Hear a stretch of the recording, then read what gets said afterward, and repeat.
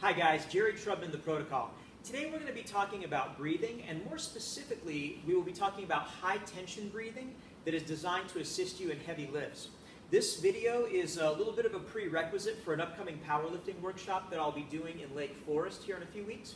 And it's only a 2-hour workshop, so I'm not going to have the time to cover these breathing mechanics in the amount of detail that I normally like to. So I want to put out this quick video to kind of give you guys an idea of what I mean when I say high tension breathing. So the principle that I want to delve into today is irradiation. Irradiation basically means that your body has the ability to squeeze tension from other muscles in the body and apply them to your prime movers. This irradiation principle pertains mainly to the grip, the abs, and the glutes. Now, if you were to make a tight fist, instantly you would feel all the muscles in your forearm begin to light up. You didn't have to tell them to do that, it just sort of happens on their own. If you make a tighter fist, you'll feel your bicep and tricep start to light up, and if you make a white knuckle death fist, you'll feel your rotator cuff start to stabilize as well. All right, shake it out. If you felt that, you understand how that principle works. This principle works its way through the entire body. The next big generators are your abs and your glutes. So if you have back pain, for example, when you're deadlifting, if you give yourself a gentle back bend and your glutes do not instantly contract, this is something that we call gluteal amnesia. It's exactly what it sounds like it is. Your butt cheeks forgot what to do.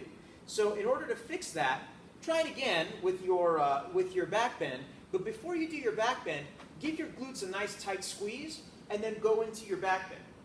You'll notice that if you do suffer from back pain, a lot of the tension that you felt in your back is instantly gone by contracting your glutes.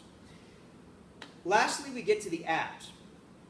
If you put your tongue in between your teeth and make a hissing noise with your fingers on your abs, you should feel a contraction. So I'm going to take some air in.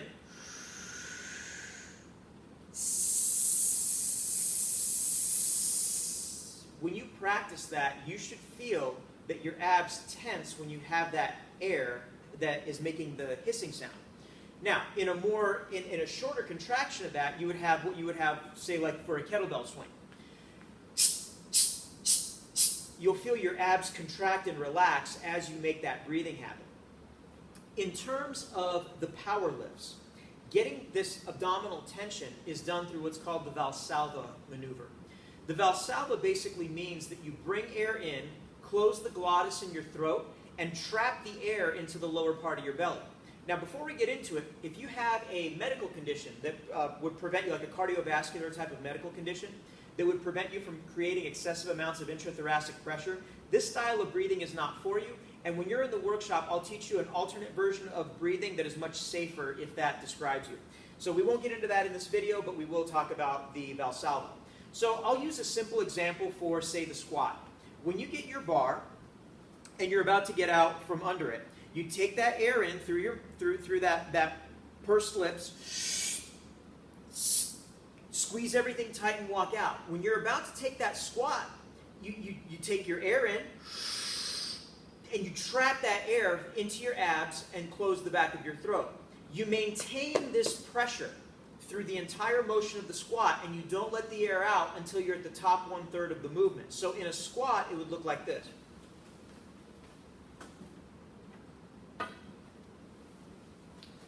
I'll use a stick here to make this a little bit easy so it looks right. It would look like this.